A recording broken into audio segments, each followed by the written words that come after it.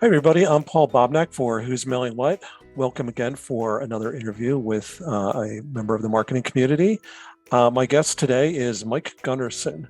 Mike is the founder and president of Gunderson Direct.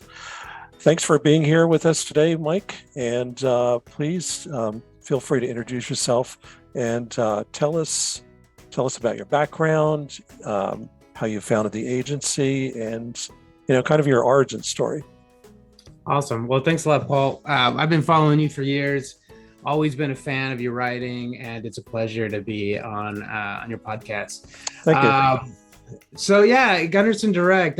So we've been in business almost 19 years now. Pretty fantastic ride. I got my start in direct mail working for Providian Financial, which when I was very young, I wasn't sure even what direct mail was, to be honest with you. But there was something about connecting data with design, copy, and offers and audiences that got me really excited about actually creating stuff that actually could be measured. So I was at Providian for a couple of years, and then basically started out on my own about 2003. Had a couple clients that I met at Providian that went to a couple other jobs, one being one being Wells Fargo, which was a pretty awesome break for somebody just starting their company. So I started doing a lot of Wells Fargo direct mail design. And really, at that time, when I started my company, I was a jack of all trades. So I was doing websites, logos, packaging design, and of course, direct mail. And about, I think 5 or 6 years in, I changed the name from Gunderson Design to Gunderson Direct. And that was a pivotal moment for me and my company because it really allowed me to go all in on one thing. And at the time that I did that was right when digital was really hot and heavy. So I think a lot of my colleagues and friends thought I was crazy to double down on direct mail. I think they were like, that's probably not a good idea.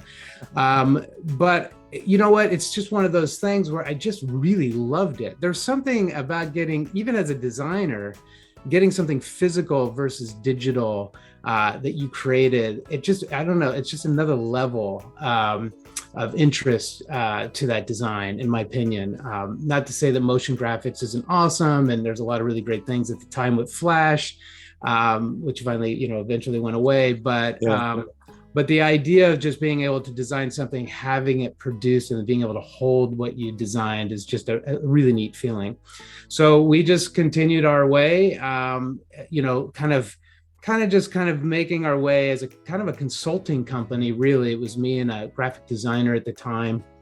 And then I joined this company called EO, which is Entrepreneurs Organization, once I hit a certain revenue amount. And that's what really kind of got me thinking a little bit bigger and started really getting me to start growing the company and getting more serious about it. So from that moment on, we started bringing on employees, and now we're I think, in my opinion, one of the best direct mail marketing agencies in the United States. We work with top tier clients, startups, fintechs, insurtechs, just retail, a lot of really great clients. We have about 25 people here at Gunderson Direct, and we've just been doing a great job ever since. Awesome. Yeah, I mean, that's a pretty great ride. And, something that I think you just spoke to is your team, and the team you've assembled has won, awards from the industry in, recent years, some Addies, and recently you guys got a USPS Next Generation Award for Innovative B2B Direct Mail. And this is for the Happier Holidays mask mailer. Yeah. Correct? Yeah. Right. Why don't you talk a little bit about that? Maybe first a little bit about what the award, specifically kind of recognizes or called out, and then about the campaign itself. Yeah, that's awesome. So first, Gunderson Direct, historically, we just haven't really entered any type of awards or contests or design awards. I don't know why. I think, and you might experience this too, clients, I don't know, some clients frown upon promoting, Yeah. promoting your work through an agency. And so it just always had become too much work. So we decided for our holiday mailer last year, it was a really, really tough year. And we wanted to do something really special to not only recognize our clients and our staff and our partners for being at home, but also help a charity at the same time. And so we came up with the Happier Holidays mass mailer. Now, I will tell you, and I'll show you that in a second, but this is a beautiful award, I must say. Nice. I mean, the USPS went all out on this award. I mean, I just look at it. Oh, it's really fantastic. And working with the USPS for so many years, we entered this into multiple award, contests, as you mentioned, and we won a few. But this was the big one for us because being a mail company, a direct mail company, and winning this for B2B direct mail was really a great thing for us. My team was very excited about it. The mailer was really cool. It included a bunch of different components, including a padded metallic envelope here with our Gunderson Direct orange, which we're really excited about. And then when you take out the piece, it's this beautifully printed container that includes 3 different masks, one for each part of the holiday. So what I love about this is it has staying power. It wasn't a one-off, like, okay, well, here's a mask and enjoy your holiday.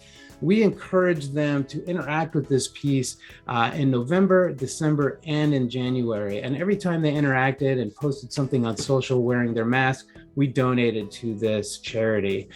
So really successful, a lot of fun to put this together with my team. I'll still see colleagues and people that I meet up in person wearing our masks, which is really great. We Very cool. to make those high quality.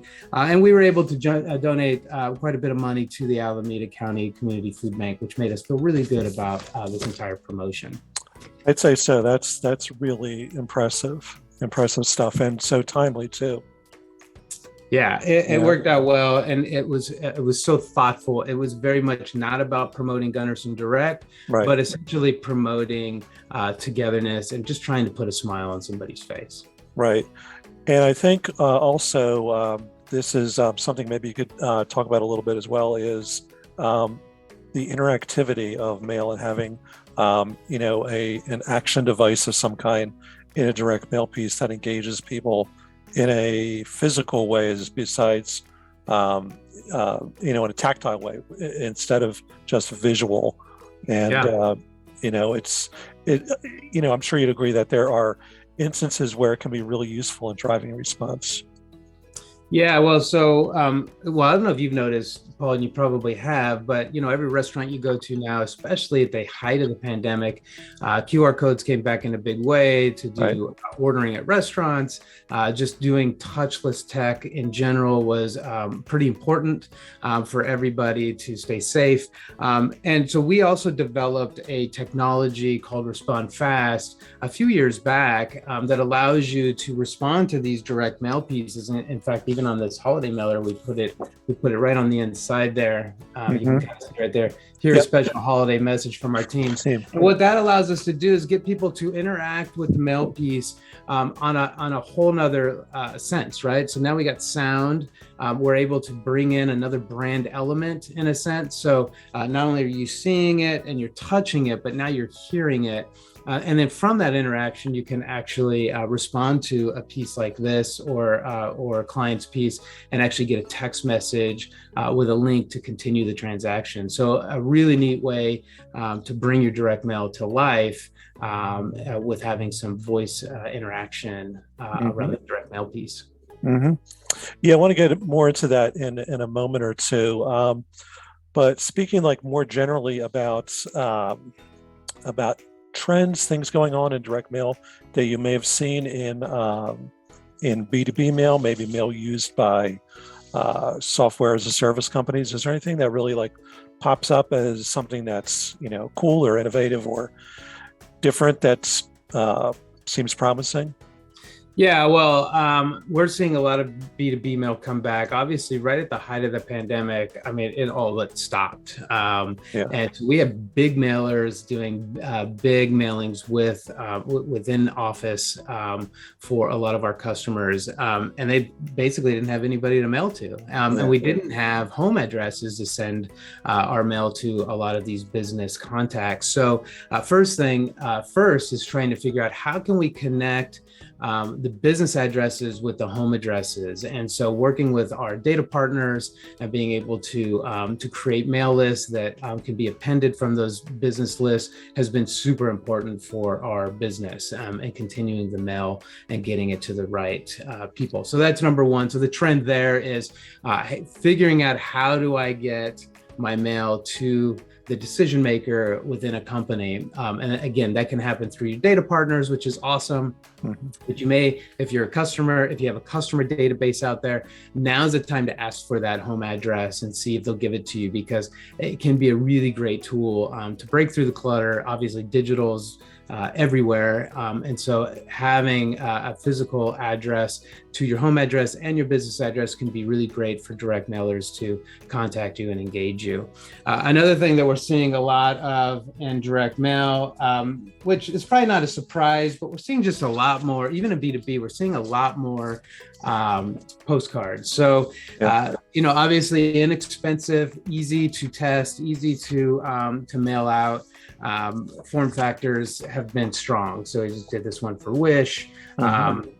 The other thing is obviously, trying to drive them to a QR code is a good way for attribution for obvious reasons. And because, Apple about a few years ago made the QR code scan native to the camera, it kind of changed the game a little bit. So now everybody's able to interact. That coupled with the pandemic, QR codes have just been a really great tool. I don't think anybody would have believed they would have came back the way they did. I sure didn't. I mean, especially since, when they were first introduced and were a USPS promotion, about 10 years ago or so almost. And they were everywhere. But when they were actually employed, the websites were not mobile friendly, which is a big problem. And there was this gigantic learning curve that most users really didn't, may not have had smartphones at that point. Even if they did, they didn't really know what it was or how to use it. And all three of those seem to have been swept away in the last 2 years, 3 years, especially, since the middle, the first quarter of last year. Yeah, no, it's kind of crazy. For B2B, it's always kind of a challenge to get people to take action. Mm-hmm. And as you work with mom and pops and cottage industries and small businesses all the way up into SMBs and enterprise, each one of those have to take kind of a different approach from a strategy perspective. So postcards work really good for small businesses. Mm-hmm. If you have a strong value proposition and a well-targeted list, this works well all day, every day. You include a strong offer or a free trial, those can work really well in getting people to engage and take action. One thing that we like too is self-mailers. As you know, in direct mail, we have a little bit more time. If we can engage them right off the bat and then get them to read more about what's inside, this increases conversions 1x, 2x than what even what an email would do, right? Because if I respond to this at 0.5% or 1%, but I know exactly what I'm responding to, you've informed me enough, that conversion rate goes through the roof. And so we really like direct mail for that reason. Again, this is something that's cutting through the clutter. It's a nice special offer here for Amazon. There's a reason to care, and so I think self-mailer is always a good format as well. And then just going back on formats, this is one we're doing for ZipRecruiter here. This is what we call a branded snap pack. Now, we all know snap packs work well. Now, if you have a huge remail program, they fatigue very quickly because people, they get branded. But if you're not remailing, or if you need a little shot in the arm for your direct mail program, a snap pack works well. The biggest complaint I get with snap packs, however, from brands is that, oh God, we just don't like deceiving our clients or our potential customers who are going to respond. It looks all official, then they open it up and then they kind of have a bad taste in their mouth. They feel like they got deceived. So we put together this branded snap pack, which is essentially Snapback, but it's weird. Even though it's branded, it feels official still, and so it gets a really good open rate. So it's still, people just want to interact. They want to tear it off. They want to read more. This is a fairly inexpensive, essentially a self-mailer, what we call a faux Snapback. It's not done in line. Essentially a self-mailer that's glued, and then it has the perfs kind of put on. So it's a really fun format here, inexpensive, and definitely demands attention in the mailbox. And then there's always the old school, still works today, will always work for small businesses until they completely get rid of checks. But the check letter is always a big one. This is for small business financing. You get this, you're looking for checks as a small business, or you're looking for funding. So what I love about this format is a little deceptive in the sense that it looks like a check, but oftentimes, again, if your targeting is on point, you open it up and it's an offer for either a loan or line of credit or a lot of credit, right. And you're likely looking for that as well. So many times your audience doesn't feel deceived by this because you are offering something good to them or something that they're on the lookout for. Right. I mean, by comparison to what was mailed like 15 to 20 years ago, where it was more questionable how it looked, and you really had to dig into the details to see that it technically was not really a loan, like it was on the consumer side with the telecom companies that were offering, a check for switching their service from one carrier to another, and the way they were worded, the way they were worded had to change because of how close it was. Yeah, and we're really deliberate on these now. Very clear. This is not a check. It's clearly a promotion. But you're right.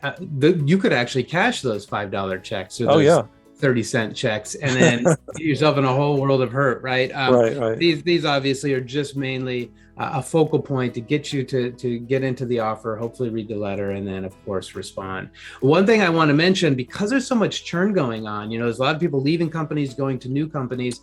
We find that title slugs, so that that address here down at the bottom. You see that where it says Mike Izzo, he works here at Gunderson Direct. You would change out Mike Izzo for hiring manager. So title slugs work really, really well when you just don't know who that contact might be. And as people are getting back into the office, to get this to any hiring manager might work better than trying to get it to a specific person, because if that person's no longer there, this just goes right in the trash. But hiring manager, this would get forwarded to. So using title slugs and B2B, SAAS, direct mail is, I think, another easy, very low-hanging fruit, easy way to make sure that your mail is getting looked at and opened. Right. Yeah. I mean, that's a great point. And right now, I think, so many companies are still really working on like a week to week, month to month sort of basis, and seeing how the pandemic and the continuing response, deals with it and makes adjustments. And if you thought you knew what the rule book was even, 9 months ago, you really don't. And so it's good to see that there are ways of dealing with it like that. That's a great point. And I think especially now, because there are more companies that have figured out ways of bringing people back into the office and offering incentives or whatever. But now people are more reachable than they were before. Yeah, exactly. If we could build the perfect database with home address and business address, it'd be a home run. But right now we have to be strategic about how we get those addresses. And then, of course, we can be a little bit more clear on the verticals and industries. So maybe B2B SaaS, not so much, but obviously restaurant, retail, we can still reach those mom and pops. We can still reach those companies because they have to go to work in order to continue their business. So being smart about who is actually at the office versus who's for sure not at the office at like big tech is important for your targeting strategy. So, in keeping with talking about technology, let's talk about VACTA, voice activated call to action. And this to me is one of the great things about direct mail that is constantly evolving. And fortunately, the USPS is incentivizing companies to invest in these technologies and to try them out in campaigns. Can you talk a little bit about companies that are using it? Maybe what industries it's really well suited for, and why it's cool, why it's Yeah. you know Well, I mean, look, when I started that company, I've always been an early adopter in tech, and so even though I run a direct mail marketing company, I love new. I'm an entrepreneur. I like shiny objects, and so when voice came out about 5 years ago, I was yeah. I was pretty blown away by the capability. So I was thinking, like, how there's got to be a way that I can connect my direct mail clients to the smart speaker, and I just assumed there would be an easy way to do that. And then in my research, though, I found that nobody was doing it.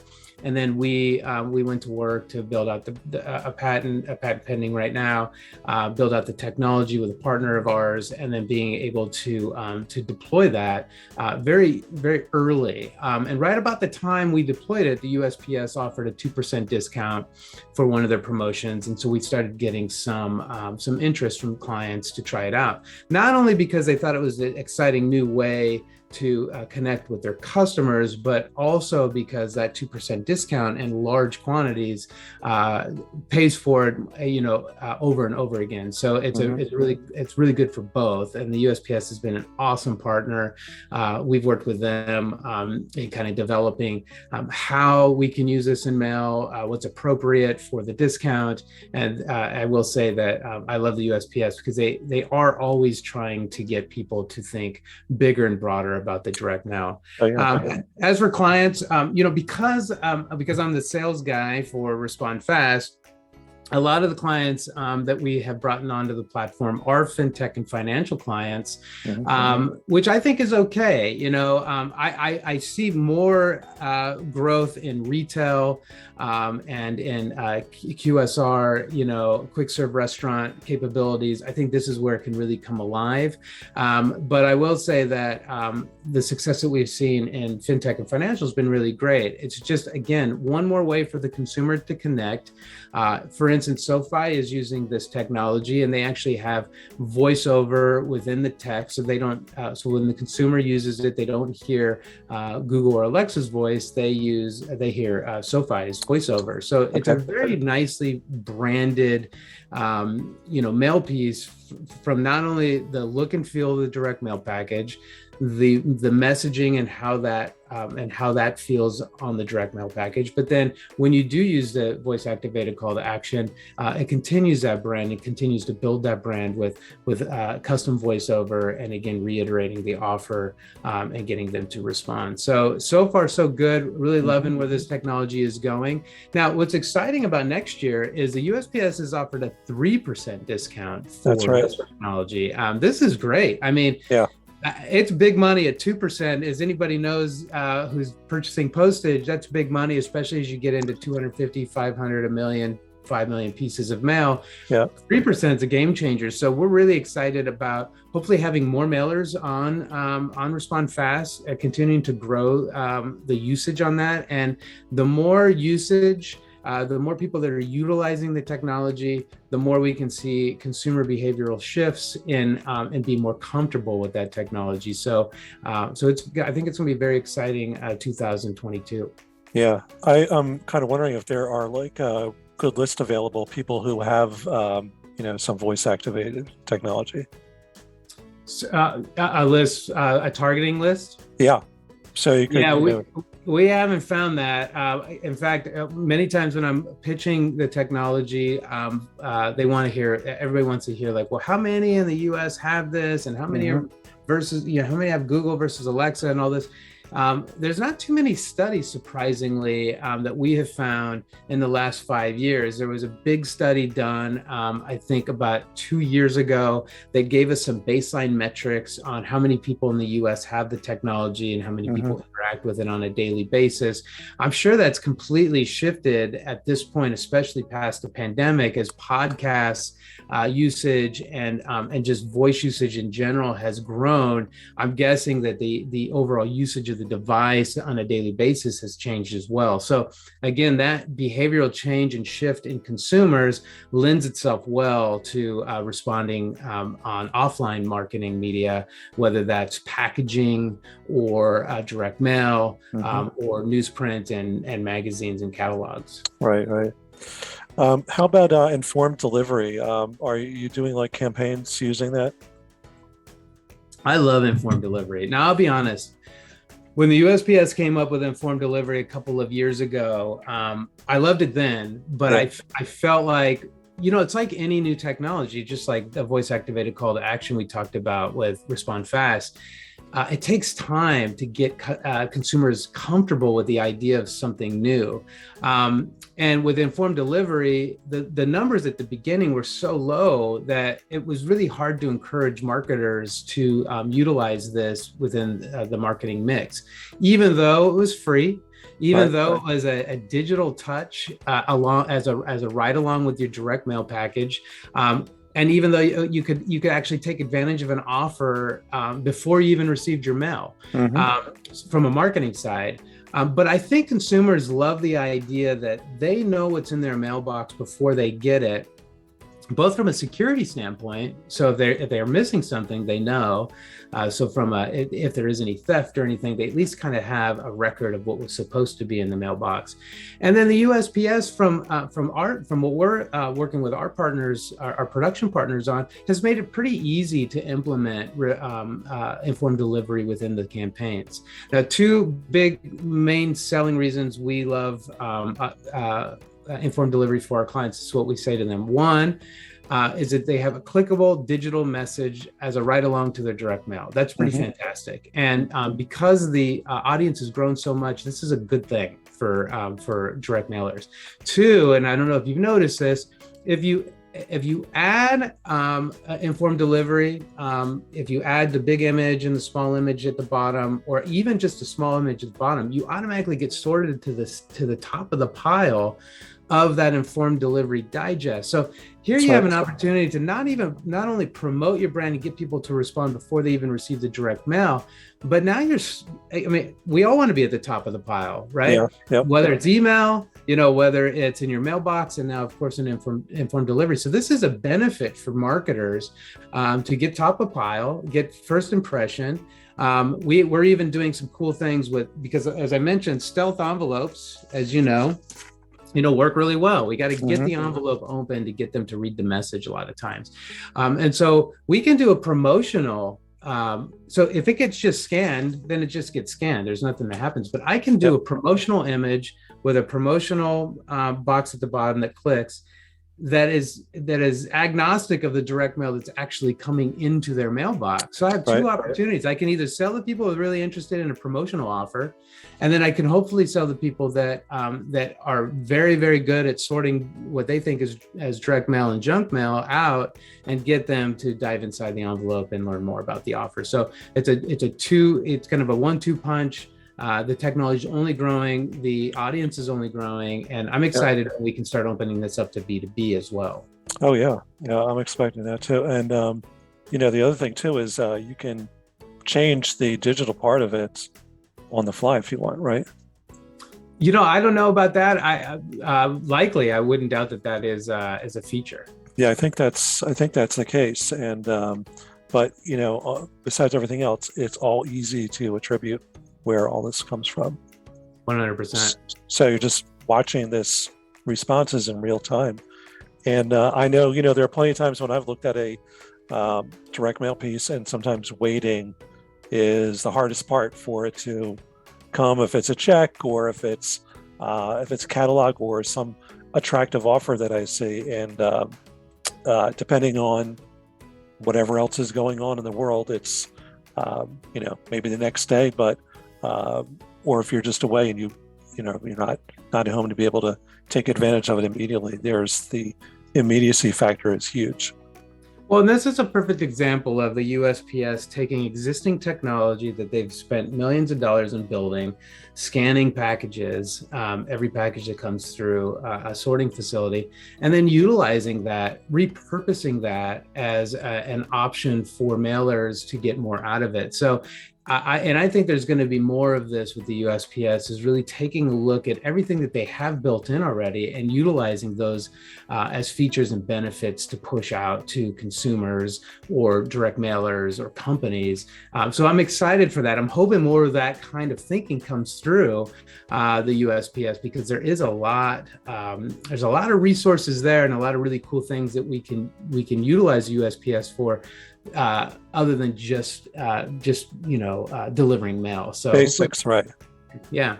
And I mean, I tell people too, it's like a digital revolution that has been underway obviously for a few decades, but it's not just digital in the sense of how we're able to, as marketers, how we want customers and direct them in ways that are digital to respond to an offer, whether it's VACTA or a QR code, but it's also digital in the sense of using digital printing and creates embellishments and special effects that for a long time were a really expensive way to make a direct mail piece special, and the price on them has come down because just new printing processes that have been introduced.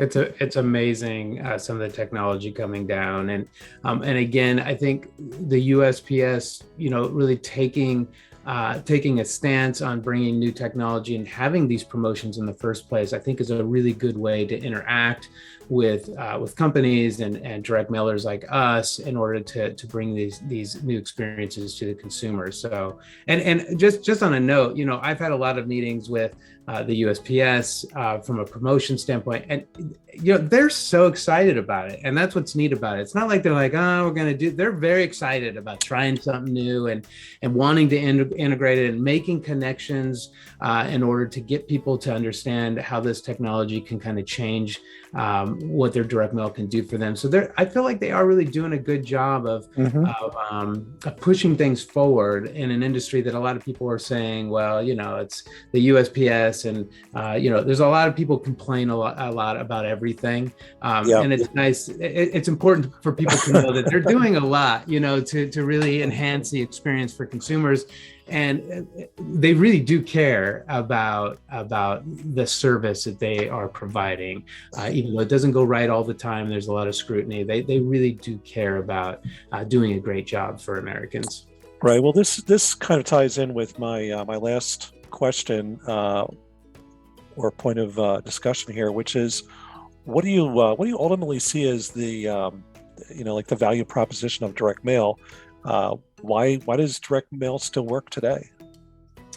Well, look, I mean, I get that question all the time. There's nothing that warms my heart more than working with a digital SaaS company or fintech, and them coming to us asking about direct mail, doing a pilot program for them and seeing it work well. And as you may or may not know, as you scale direct mail, as you go from 200 to 500 to 1 million pieces, you're actually getting a lot of efficiencies in that scale, right?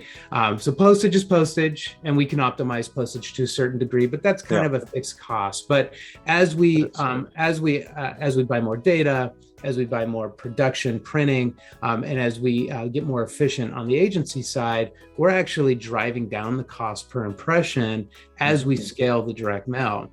Now, you take a digital program or social media program and you start to scale that, it actually gets more expensive. You start to compete with more people, you compete with larger audiences, and you actually start to spend more per impression as you scale. So this is, and I always say this, like once you get to a point where you can actually hit the CACs that you're looking to hit, your cost per acquisition, and you're kind of at a scale where you're feeling pretty good about continuing your mailing, It's very consistent.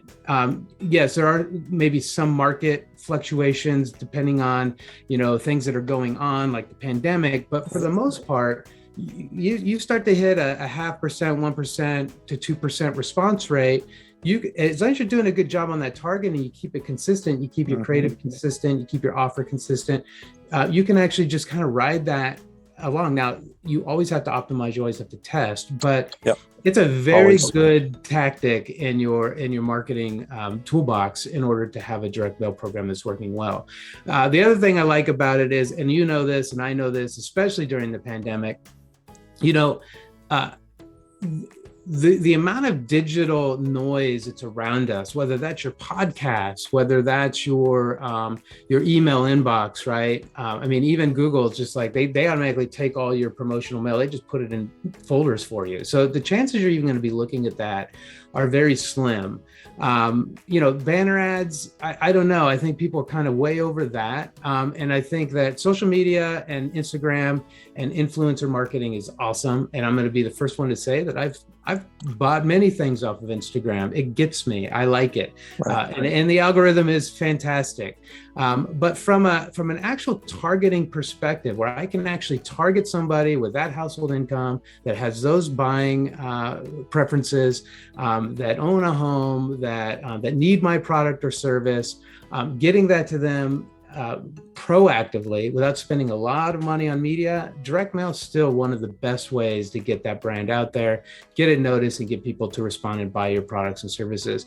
That, coupled with the fact that it's physical, and now with informed delivery, where you do also get a digital touch. By the way, everybody goes to their mailbox to get their mail. So you are always touching direct mail. It is interacting with you, even if you quickly throw it out and you say, this is not what I'm interested in.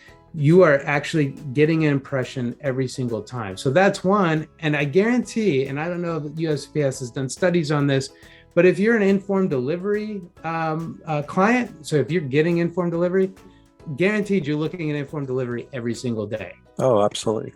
Every single day you're looking at it. So if you're taking advantage of informed delivery, and even if you're not taking advantage of informed delivery, now the mail is not only giving you a physical impression, but it's also getting you a digital impression. It's pretty fantastic. And I feel like as we move forward and as this technology gets even better with informed delivery, it's going to be a really great asset for marketers to start tapping even more into the benefits of direct mail. Yep. Yeah. Completely agree. Yeah. Yeah. Well said. Well, this is a great place to wrap up. Thank you again for being with us today. The website is GundersonDirect.com. That's right. And we just came out with a book called Beat the Control. Listen, this is not a heavy read. It's a very cool format, by the way. It opens up like a envelope. And then we got all kinds of tips and tricks and format options within this book. Very cool. We are giving away this book for free. We are shipping you a physical book. This is not a PDF download. This is a physical book that we ship to you. If any of your audience is interested, just scan that QR code. Right. It'll take you right to the book order form. Go ahead and if you want to take out your phone right now, Paul, and scan that, make sure you get one. Don't have it with me. Well, you know what? I'm putting you on the spot, but I'll send you over a link. Oh, that's terrific. But any of your folks who want to scan this and get a free book, please do. We'll ship it right out to you. And it's been a pleasure, Paul. I appreciate the time. It's been a pleasure for me too. Thanks again for joining us today. Excellent. Okay, take care, Mike. All right, you too.